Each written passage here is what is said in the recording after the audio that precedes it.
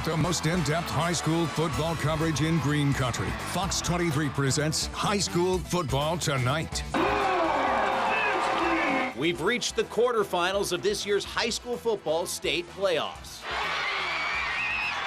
And we still got plenty of teams left standing. 3 more wins is all it takes to be crowned state champs.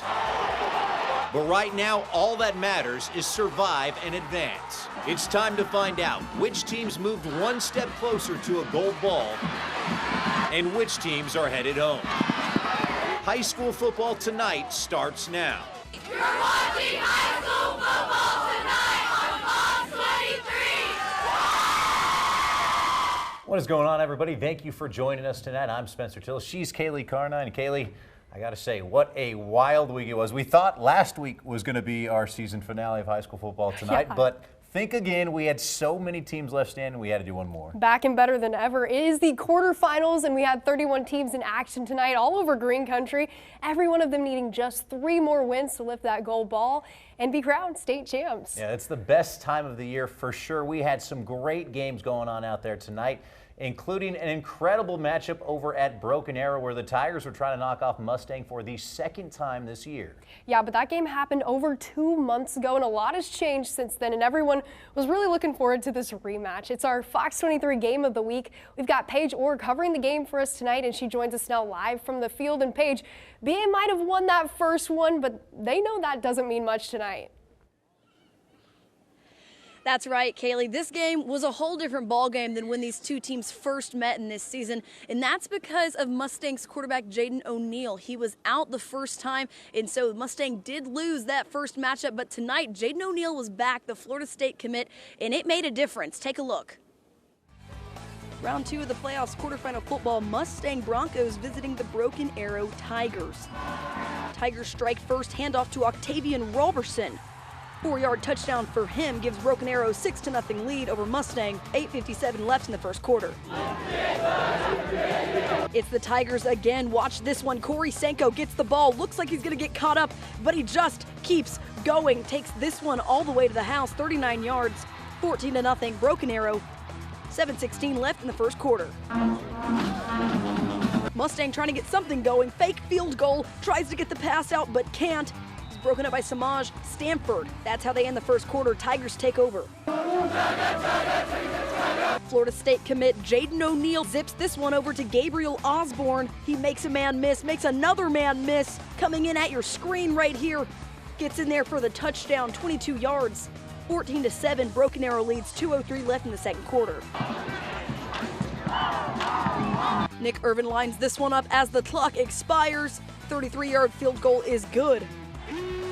At the half, it's Broken Arrow 17, Mustang 7.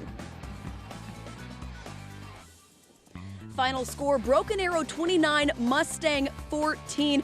It was a chilly night, and this was a cold-blooded matchup. Despite having their quarterback Jaden O'Neal, Mustang couldn't quite get the job done. They tried to towards the end of the game. They went down and got another touchdown, but Broken Arrow just took off and absolutely closed this game out. The nail in the coffin, a last-minute safety in the end zone. Big night for Broken Arrow. They're going to be preparing to take on Bixby next week in the semifinals. Mustang put up a great effort, but Broken Arrow's defense was a force to be reckoned with tonight. That's all I have for you guys here in Broken Arrow. I'm Paige Orr, Fox 23 Sports. Back to you guys at the desk. Thank you, Paige. So half of the state semifinal is set. Now it's time to find out who will be joining them. A little spoiler there, but it's been another incredible season for top-ranked and undefeated Bixby, who are back at home tonight taking on Union. The Spartans scored 654 points already this year. That's the 3rd most in the regular season in Oklahoma history, and they wasted no time adding to that. On their opening drive, Carson Kirby drops back, looks deep, lets it fly over the middle to Nathan Gonzalez. Gonzalez is gone. He takes it all the way to the house, and Bixby is on the board with 10:50 to go in the first. Not long after, Kirby right back to it, launching a deep ball to Gabe Blankenship this time, and he's off to the races. House calls. Spartans go up 28-0 with 3 left in the first quarter.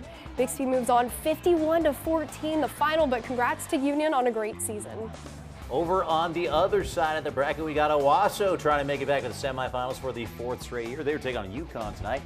pick things up in a second. Rams on the move. Drew Frankenfield finds Tay Bethel across the middle, showing off the speed. The home team up 22-0 at that point. A few minutes later, and Owasso on the move. Chris Severis lowering the shoulder and delivering the boom to move the sticks. They'd have to punt, but the Rams defense gets the ball right back. The overthrow. Carter Langenfelder comes up with the interception.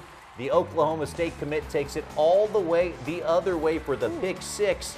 The Rams then would go ahead and put this thing away. Jaden Hall with a 74-yard touchdown run. Owasso looking good. They get the win, 45-7 your final. So the Rams are moving on. The question is, who are they going to be playing next? For the answer to that, we got to head over to Jinx, where the Trojans were taking on Edmond Memorial tonight. Devin Lyon is covering the game for us and joins us now live. And Devin, this has been a good matchup for the Trojans in the past couple years. That's right, guys. Big game for Class 6A1. It's quarterfinals, like you said. Both teams looking to keep their season alive. Here's a look at how things went down.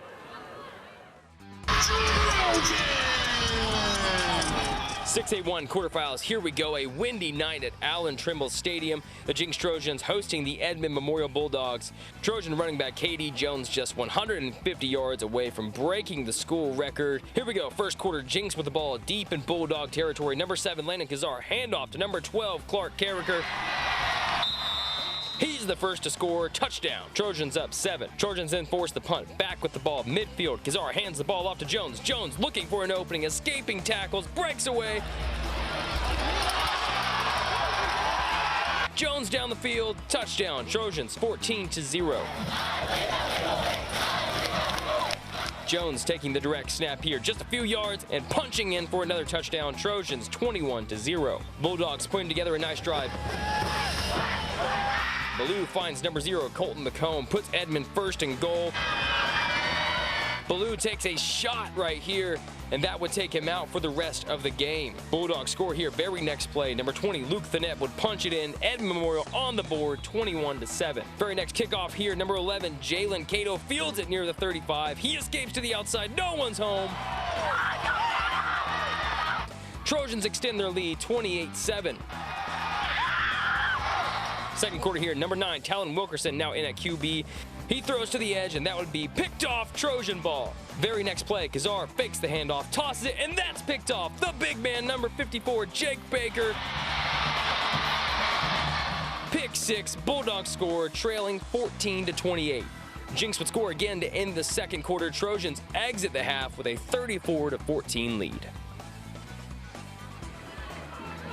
And it would be Jinx moving on with a win at a final score of Jinx 60 to Edmond Memorial 28. I did check, and Edmond Memorial's Dawson Ballou did get to finish the game. He cleared concussion protocol. KD Jones on the Jinx side is just 40 yards short of that school record, and it looks like he's going to have one more game to do it. I'll send it back to you guys. Thanks, Devin. Well, let's head on over to 6A2, where we had 3 teams still play tonight, and that included Sand Springs, their number 1 seed, squaring off against Piedmont. Now the Sandites trying to knock out the Wildcats for the second straight year in the quarterfinals. And this ended up being a pretty good ball game. Pick things up here late in the first. The Wildcats trying a 35-yard field goal, but it gets blocked by Grady Harris. And then you want to talk about reversing the field. Check this out. 2 plays later, Easton Webb, a little sidearm over to Alex Dudley, gets to the second level, and then he takes off. It looks like he is going to score. And then it looks like he kind of runs out of breath a little bit and gets tracked down and eventually tackled at the 2-yard line. That is still a 91-yard pickup. Very next play, Brock Odell is going to go ahead and finish it off. The Sandites are moving on to the semifinals, 35-13. So that means the Sandites will play the winner of this one between Muskogee and Putnam City. And here we go, just a couple yards out, Coda Barnowski calls his own number and is able to find his way into the end zone. But Putnam City answering right back.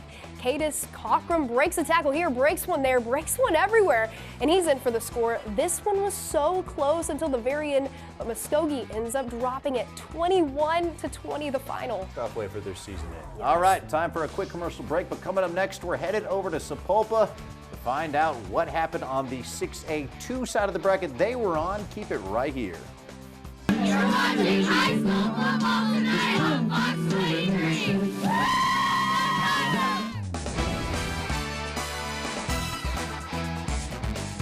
Well, Welcome back. Well, before the break, we found out that Sand Springs and Putnam City are headed to the semifinals in 6A2. Now it's time to find out who's going to be joining them there. Yeah, over on the other side of the 6A2 bracket, Sapulpa was squaring off against Choctaw at home. Ian Nickel is covering the game for us tonight and joins us now live. And Ian, this was a huge opportunity for the Chieftains.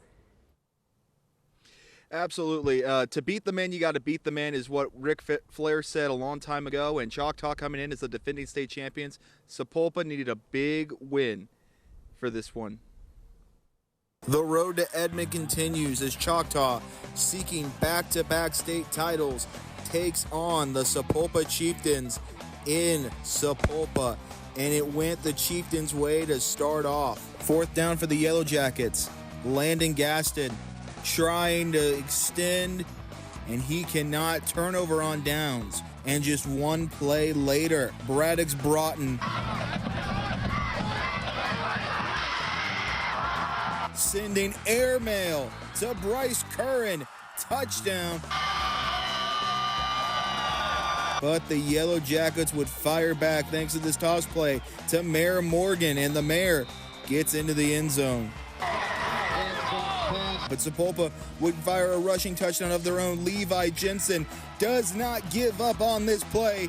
Touchdown Chieftains. It's 14-8 in favor of Sapulpa. But the defending champions would not go down quietly. 4th down, Gaston to Zaylen Matlock, and he is going to go all the way into the end zone and extend the Yellow Jacket lead to 29-14. Choctaw will cruise to a 43-28 victory. Their run for a second gold ball continues, or back-to-back gold balls. Sapulpa ends the year at 7-4. It's a sad year for them, but it is an improvement from last year. They're continuing to build momentum. And as far as who the Yellow Jackets play, well, you'll just have to keep watching. Back to you two at the desk. Go ahead and try and find somewhere with some lights over there, big guy, on the darkness tonight. I know. Well, thanks, Ian. It's been a magical season for Pryor, who are not only undefeated, but trying to make the semifinals for the first time since 1969. Yeah, they put that perfect record on the line, squaring off against Newcastle, and this ended up being a bit of a shocker. First quarter, and the Racers strike first. Blake Cresswell off the play action finds Ashton Shumard, and he is in. That made it 7-0 in a hurry. Then just a few minutes later, Newcastle back like they never left. The handoff goes to Ben Rogers, able to go ahead and break it into the second level. And then he absolutely just takes off and beats everybody. It is 14-0. A little bit of nervous energy growing over there. Second quarter, now things going from bad to worse for Pryor. Cresswell trying to find someone open, can't find anybody, then just decides to take off and run. That is good for 6 more. Just a tough way to see Pryor's season come to an end. They made a run at this thing late, but they end up coming up short, 40-30, the final. Over on the other side of the bracket, we still had one team left standing after Claremore pulled off their upset last weekend. Yeah, the Zebras knocking off Coweta in the opening round. That earned them a matchup tonight against Bishop McGuinness. We got Jade Morrow over there covering the game for us tonight. She joins us now live, and Jade, Claremore trying to play a little bit of Cinderella in these playoffs. That's right, Spencer. You couldn't have said it any better than I could. I mean, Claremore actually had an 8-4 season, and also Bishop McGuinness going into this game 11-1, and both teams actually making themselves look really good, but that did not matter tonight. Tonight was to see who would be staying on the field and who would be going home. It's the quarterfinal 5A high school game for the Claremore Zebras and the Bishop McGuinness Irish, traveling from OKC to see who can punch their ticket to head to the semifinals. In the first quarter, Bishop has possession first. Number 9, Junior Harris, looking for his man, but Zebra Blake McEwen is too fast and makes a quick sack for his team. Irish still have a chance to put some points on the board. Harris is looking, and a quick pass made to number 23, DeAndre Brutton. He slips his way in to make himself a clear path from the 40-yard line to get them their first Irish touchdown of the night, 7-0. With less than 2 minutes left, Claremore has possession and is still looking to respond back. Number 10, Kellen, makes the throw intended for number 72, but Irish Aiden Monagold is there and makes the interception from the 48-yard line and that's a touchdown for Bishop, 14-0. Claremore not giving up. Kellen has the snap and is looking, but number 12, Andrew Harris, makes the sack to turn it over. In the second quarter, with 1:31 left, Junior Harris from the 8-yard line makes an easy touchdown for them, ending the first half with a 21-0 lead. No, after the first half, it was a 21-0 lead for Bishop, but Claremore was able to put a few points on the board, but it wasn't in their favor, and then they ended the game tonight 42-14. Now Bishop will be staying on the field, and for Claremore, they'll be going home, unfortunately, tonight. But who will Bishop McGuinness be playing? Well, that's for Spencer and Kaylee to tell you and for you to find out. But I'm live here in Claremore covering news that matters. I'm Jade Morrow, Fox 23 Sports. Thanks, Jade. That means that every one of our 5A teams got knocked out tonight. It was, I'm not going to lie, kind of a rough evening for our local teams. Yeah, a lot of upsets, a lot of craziness going on in the bracket world. But, just a few. Yeah, but there were a lot of 3A games going on tonight, including one over at Lincoln Christian, riding their 39-game win streak into the quarterfinals, taking on Kingfisher. And Lincoln wasted no time. Handoff goes to CJ Wright. And I know that's right. Dodging, dancing through defenders. Nothing but green grass out in front of him. 73-yard house call. Bulldogs go up 6-0 with 8 left in the first quarter. A couple minutes later, and it's CJ again, weaving in and out of traffic and into the end zone. And the Bulldogs dominate 55-0 the final. Good matchup over at Cassia. They were taking on Perkins tonight. Let's pick things up in the fourth. Commandos down 7. Not for long. Barrett Mullen finding Alex Nathanman. That is a 22-yard strike. And we're all tied up. After the Demons were able to retake the lead, Cassia again looking for some magic. Mullen on 4th and 7. Are you kidding me? Whoa. Nathanman again, a 55-yard touchdown strike. But Perkins was able to make just one more play down the stretch as they would get the win 35-34. Crazy one. Top-ranked Rejoice taking on Hooker in a rematch of last year's state championship game. Rejoice getting right to it. Noah Goodwin gets the ball from 7 yards out. Monster trucks his way into the end zone, carries a couple guys with him, and the Eagles are up 7-0. Second quarter now, Camion Compton Narrow fakes the handoff, tucks it, and takes off soaring on Eagles wings, 94 yards all the way to the house, and Rejoice runs away with this one 49-8. They'll play Pawhuska in the semifinals. All right, it is time for our final commercial break, but coming up next, it is our top plays of the night. Stick around, you're not going to want to miss this. I've got Barry Lewis of the Tulsa World here with me, ready to break down all the biggest games. Don't change that channel. You're watching high school football tonight on Fox 23.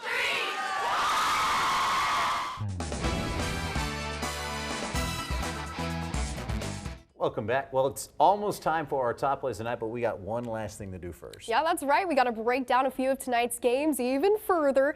And you know what that means? We got to head back to Broken Arrow and talk to our good friend Barry Lewis of the Tulsa World. He's joining us now live with Paige. And guys, just an incredible night over there for BA.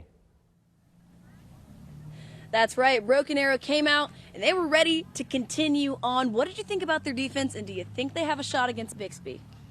Broken Arrow played great complementary football tonight, was able to control the game on the ground, and they were able to control the clock, which you have to do against an explosive offense against Mustang, and they really need that same formula next week to have a chance against Bixby. I think they've got a shot against Bixby if they can grind out 400 yards on the ground like they did tonight.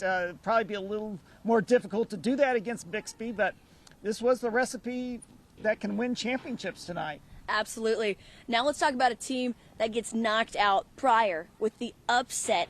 What are your thoughts there? Are you surprised? I'm surprised but not shocked. Newcastle beat them in the quarterfinals last year, so Newcastle was coming into the game confident that they could do it again, and they did. Now, we were speaking a little bit earlier, but let's talk to them. Muskogee nearly pulls off the upset. What do you think about the year that they've had? They showed a lot of growth throughout the season after starting 0-3, and to come so close to pulling out the upset tonight, I think the future's bright for the Muskogee program. Absolutely. Any other closing thoughts, Barry? It's just been great to be doing these segments with you all season long. Thanks. I appreciate Barry Lewis, and I appreciate the football and the team we have at Fox 23, so we're going to go ahead and send it on back to you guys. I'm Paige Orr, Fox 23 Sports. We've loved having Barry on the show, he's been man. He's great. awesome I to have. know. All right, well, let's go ahead and wrap this thing up. It is time for our top plays of the night. And for mine, we got to head back over to Rejoice Christian, a rematch of last year's title game, and the Eagles laying down the lumber tonight. Kamion Campton, this is a 94-yard touchdown run getting the party started. Eagles are having all kinds of fun tonight as they are soaring high to the semifinals. That was awesome. Okay, for mine, I'm taking it back to the Lincoln Christian game. CJ Wright just having a night, breaks out the track and field speed for this one. 73-yard house call. Lincoln shuts out Kingfisher and extend their win streak to 40 games. They haven't lost at home since 2017. That is impressive. We started the night with 31 teams. We now have 15 left standing in the semifinals next week. All right, that is all the time we got for you tonight, but thank you so much for tuning in. Before we leave, I want to share some of the best pictures from the photography staff over at the Tulsa World, our partners in covering high school football. We will be here for the semifinals. We will be covering the championship games as well. Have a great weekend, everybody.